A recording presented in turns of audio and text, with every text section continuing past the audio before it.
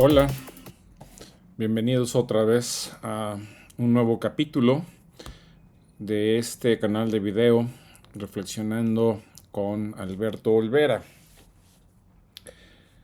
En México han sucedido muchas cosas en días recientes que no hemos tenido la oportunidad de conversar juntos y quisiera aprovechar esta oportunidad para conversarlas. Hay tres niveles de lo que acontece principalmente a nivel nacional, que es uno, los escándalos de corrupción que afectan a la clase política actual, que no paran, surgen uno tras otro, y que ilustran no solo que las prácticas de la nueva clase gobernante son iguales a las anteriores, sino que también hay un conflicto al interior muy severo que no termina de resolverse. Vamos a platicar de eso porque el escándalo oculta procesos profundos que afectan al régimen político. En segundo lugar están las demostraciones palpables de incompetencia del gobierno actual en situaciones de emergencia. Tenemos el caso increíble, lamentabilísimo, de las inundaciones que han afectado a varios estados del país, tanto en el Pacífico como en el Golfo, frente a las cuales lo que vemos es a un gobierno indolente e incompetente. Por más que la presidenta se haya presentado en persona en esas zonas y ofrecido ayudar, y seguramente irán poco a poco resolviendo la situación, lo que queda demostrado es que no hay ninguna capacidad de previsión de desastres y de respuesta inmediata, sino tan solo una vocación y capacidad de atender la emergencia post factum e incluso sacar raja política de ello. Vamos a ver cómo eso hicieron en Acapulco. Y en tercer lugar tenemos otra tremenda situación, que es la aprobación de la nueva ley de amparo, que cierra, por decirlo así, el ciclo de reformas jurídicas pendientes desde la época del Obrador y que cierran ahora sí ya bien por completo la agenda legislativa de la implantación, digámoslo así, de un régimen bastante autoritario, y que ha tratado de cerrar todos los espacios por los cuales se colaba algún tipo de poder privado, sea para malas prácticas, que sí se abusó mucho del amparo por parte de muchos empresarios grandes, pequeños y medianos, sea para malas razones, que es impedir que los ciudadanos defiendan sus derechos. Las dos cosas están contempladas. Vamos por partes y rapidito, porque es mucho lo que tenemos que platicar. Decíamos que los escándalos continúan, no solamente los que se refieren en persona al caso de Adán Augusto López, el líder de la fracción parlamentaria de Morena en la Cámara de Senadores, que ya saben ustedes, se ha descubierto que él nombró como secretario de Seguridad a un señor que resultó ser finalmente el líder de una mafia criminal en Tabasco, sino que además están involucrados muchos más factores y actores. El anterior jefe, el Consejo Nacional de Seguridad, el encargado, digamos, de la investigación secreta, digamos, desde el Estado sobre las redes criminales y también de la vigilancia de los políticos, por supuesto, también tabasqueño, el general Audomaro, pues también está involucrado, según esto, en estos asuntos. Y cada vez sabemos de más y más políticos morenistas que combinaban su función pública con negocios privados. Resulta que casi todos ellos tienen empresas privadas adicionales. Todos los que tienen que ver con seguridad, incluido muchos exmilitares, son dueños de empresas constructoras, de consultoría, de venta de equipos. ¡Wow! Tenemos una clase política con fuerte vocación empresarial que no sabemos si venía de antes o si la desarrollaron en el ejercicio del poder. Hay que decirlo, eso está pasando, no tiene ningún sentido negarlo. O sea, sé que hay mucha gente que favorece al actual gobierno, que hace algunas cosas bien, sí, indudablemente. Era necesario, digamos, un cambio de régimen político en México, sí, pero lo que está sucediendo en la práctica es que está emergiendo una nueva clase política que está vinculada, tristemente, con el crimen organizado y con la práctica de los negocios privados vía corrupción. Y en esto han caído también altos mandos de la Marina, que se ha demostrado que permitieron la importación ilegal de gasolinas, el llamado huachicol fiscal. Y están algunos de estos mandos detenidos, otro fugado y 2 o 3 en proceso. Pero la estructura monumental que implicó importar ilegalmente casi el 30% del consumo de gasolina de México es un escándalo. Es una cosa increíble, que por supuesto no era desconocida de las autoridades de este país.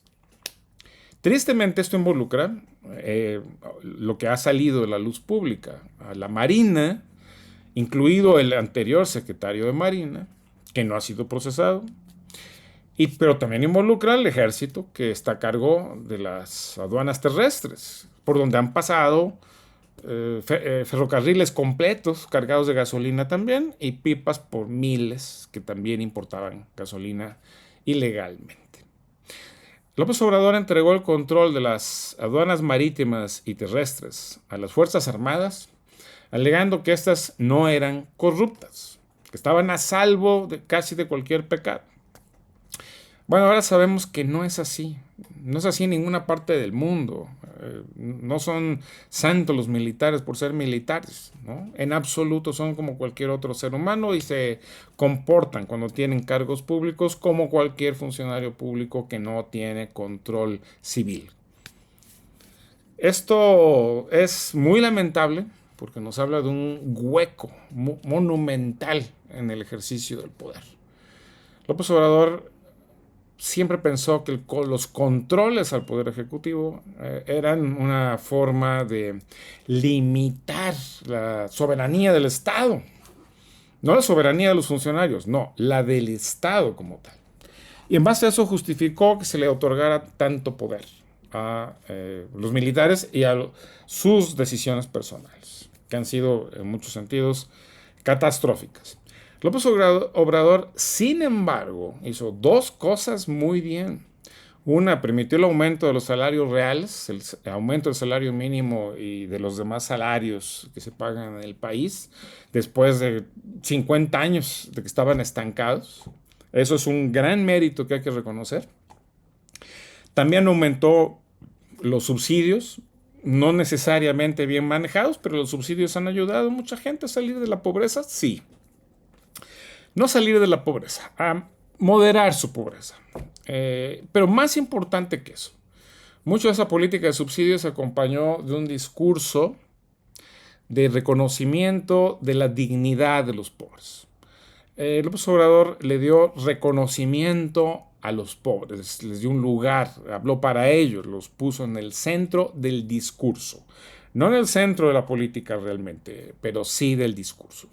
Y eso es un avance importante en un país donde la tecnocracia neoliberal, en efecto, se hablaba a sí misma y consideraba a los ciudadanos una masa ignorante que había que atender desde arriba, teniendo ellos las soluciones a todos los problemas imaginables. Pero lamentablemente lo de López Obrador es un avance simbólico y cultural importante, muy importante en un país donde los pobres estaban simplemente olvidados del discurso público y del protagonismo, así fuese supuesto, ¿no? en la política. Pero lo que López Obrador ha hecho es usar a esos pobres a partir de los beneficios otorgados reales para generar una base electoral fiel. Y lo logró con gran éxito. Ciertamente, con base en resultados. Eso hay que reconocerlo. Bueno, tenemos que esa situación condujo a que la población apoyara al López Obrador sin mirar, sin criticar, sin saber que estaba haciendo su gobierno. Y el gobierno del López Obrador hizo muchas cosas muy malas. Entre otras, esto que ahora atestiguamos, el de haber abierto nuevas puertas a una corrupción que involucra, además, ahora en escala mayúscula a las Fuerzas Armadas, que antes también participaban de alguna forma del juego de la corrupción y de ciertos pactos con el crimen organizado, pero más puntuales, con ciertos oficiales, en ciertos terrenos, para ciertas cosas, pero ahora, pues, la fiesta llegó y se ha abierto mucho la puerta del negocio.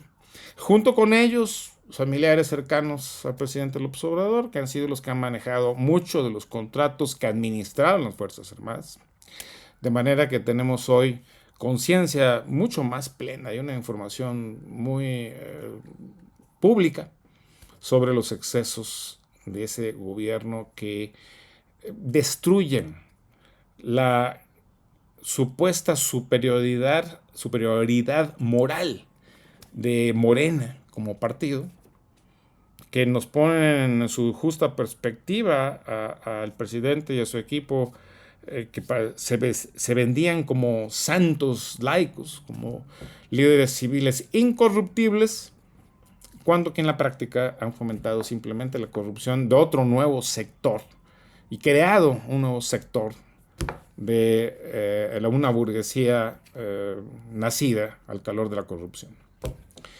Bueno, por si eso fuese malo, peor todavía es que no se sancione esa corrupción. La presidenta actual tiene un problema mayúsculo, porque ya no es solamente una crisis moral de Morena, sino que es una crisis de legitimidad del gobierno, porque el gobierno de Morena llegó al poder con un discurso anticorrupción, con un discurso de acabar con la inmoralidad de los neoliberales, y todos se lo creímos. Tenía razón, los neoliberales hicieron una fiesta de corrupción terrible e ignoraron al pueblo, cierto. Bueno, pero a cambio de ciertos beneficios al pueblo que así recibió, tenemos, por otra parte, la continuidad de las viejas prácticas de los gobiernos de este país. Y eso crea una crisis también de legitimidad. Si dijeron que iban a combatir la corrupción y no la combaten, porque hasta la fecha a nadie se ha castigado, a pesar de que se sepan los escándalos de corrupción, pues entonces estamos en problemas. Y esto es para la presidenta Sheinbaum un problema monumental. Si no atiende el problema de sancionar a los responsables militares y civiles de la corrupción, ella misma estará en contradicción con la oferta que hizo y traicionando el voto que le dimos o le dieron muchísimas gentes en este país, de inmensa mayoría de los ciudadanos de México. Ella ganó limpiamente y por mucho la elección presidencial. Así que tiene que cumplir su misión, pero eso significa un conflicto interno dentro de Morena. Es un conflicto muy severo porque hay que sancionar al círculo cercano a López Obrador. Y lo que se ha producido hasta ahora es lo que yo he llamado una presidencia bifronte, o sea, con dos caras. La presidenta y el expresidente. El expresidente puso a la mitad del gabinete de la presidenta Sheinbaum, ha protegido a los gobernadores que él designó y ha protegido las redes que involucran a su familia y amigos que se beneficiaron de la corrupción que ahora ha emergido. O sea, tiene un poder enorme el expresidente. Un poder de veto, digamos, sobre ciertas decisiones de la presidenta en funciones. Y una serie de intereses que los rebasan a él. Ya no solamente es el expresidente como persona, sino las redes de intereses y de redes políticas que prosperaron durante su gobierno y que están ahí. Y que pues son la mitad del gobierno de Morena, la mitad de los gobernadores. Es un poder enorme. Y si se va a sancionar a los líderes, eso significa un problema político gravísimo para la presidenta, porque tendría que sancionar a sus propios miembros. Ese es un juego que la presidenta está administrando hasta ahora con cierta sabiduría. Creo que ella sabe que no tiene la fuerza para sancionar de pronto, imponerse de pronto sobre toda esta gama de políticos corruptos, y va poco a poco administrando las cosas porque además tiene que terminar de imponer un cierto poder estatal, concentrando todavía más el poder en la presidencia, ya no a las bravas como hizo López Obrador, pasando por encima de la ley y de todos, sino por las vías legales y creando todo un piso de aumento, de incremento del poder presidencial con base en la ley. Y es aquí donde entra lo de la ley de amparo. La ley de amparo, que es un instrumento hipotéticamente noble para proteger los intereses de los ciudadanos, ha sido usado por muchos empresarios de una manera abusiva, sobre todo para evitar el pago oportuno de impuestos. Es verdad, mucho de eso se ha usado para tales fines. El amparo ha sido un instrumento de los poderosos, no de los pobres. Eso es verdad. No es bueno negar lo obvio. Todos los abogados están muy indignados, los abogados progresistas, y también los otros, porque pues, es un instrumento que se pierde. Pero hay que decir que el amparo era un instrumento que no se podía usar por la gente común y corriente. Cuesta muy caro hacer un amparo. Y darle continuidad sale más caro aún. De manera que el amparo fue usado solo por algunos sectores populares con la ayuda de ONGs internacionales, de abogados solidarios, de algunas personas que tenían la capacidad económica para lanzar grandes causas, pero el amparo en sí, 90% ha sido usado por las élites para protegerse sus intereses privados. De manera que sí había que cambiar la ley, nada más que la forma que se cambió la ley, una vez más, como muchas de las cosas que ha hecho la Cuarta Transformación, lo que hace es fortalecer al Estado y debilitar a la ciudadanía. En ciertas cosas hay razón. El abuso que se hizo en materia fiscal es inconcebible y fue permitido durante años por los gobiernos neoliberales, es cierto. Y fomentó una serie de relaciones simbióticas, corruptas entre empresarios, jueces, autoridades fiscales. Muy fea cosa, ¿eh? En verdad que hubo muchos intereses creados ahí. Es verdad eso. Pero cómo resolvemos el problema al final tiene consecuencias, no solo en ese campo, sino tiene consecuencias también para los demás. Entonces, como terminó la ley de amparo, priva a mucha gente, incluso a la gente pobre, de elementos básicos para la defensa de sus derechos. Por ejemplo, la definición del interés jurídico. Es decir, quienes pueden presentar un amparo para protegerse de un acto de autoridad, había dejado en su redacción original sin capacidad a pueblos indígenas y a comunidades completas de protestar contra megaproyectos que dañan sus intereses y los intereses colectivos de la nación, ¿no? Por razones ambientales y sociales. Bueno, eso medio se corrigió, no completamente, pero dejaron ahí una puerta abierta que con muchas dificultades, mucho dinero y abogados expertos puede ser abierta. Pero en lo que se refiere a otras áreas, pues resulta que vamos a tener retroactividad en la aplicación de las reformas, cosa inconcebible, que es inconstitucional, pero como todo lo que decida ahora el Congreso ya no puede ser llamado inconstitucional, porque el Congreso ya quedó defendido de cualquier posibilidad de que la Suprema Corte declare inconstitucional una ley, pues resulta que se va a aplicar. Y en eso, para eso, fue esencial también cambiar a todo el Poder Judicial, con la elección que tuvimos de jueces, la elección universal, que ha sido otro desastre que le va a costar muchos años al país recuperarse. Es importantísimo que nos demos cuenta de que cosas que había que hacer, que había que reformar el Poder Judicial, que no funcionaba bien, que tenía muchos arreglos inmorales, no se resolvieron con la elección universal de jueces. Por el contrario, eso volverá a suceder otra vez, como sucedió ya, vimos con los militares a cargo de cosas, de áreas del gobierno, pues también los jueces nuevos igualmente aprenderán cómo sacarle jugo a sus puestos, y sobre todo si no hay manera de vigilarlos.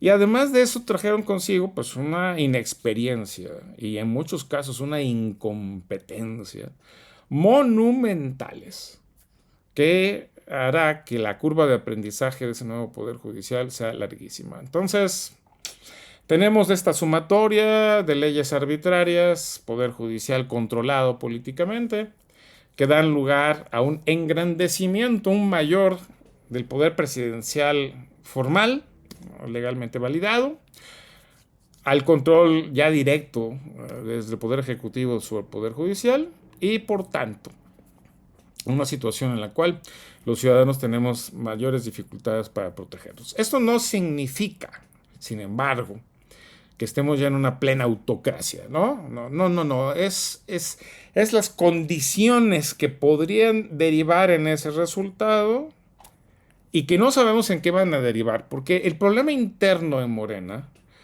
va a concluir seguramente en una división interna que posiblemente tenga efectos electorales, es decir, permite que haya una competencia electoral interesante y por la vía electoral puede haber algún tipo de limitación de los excesos en que puede incurrir un poder presidencial omnímodo, todopoderoso.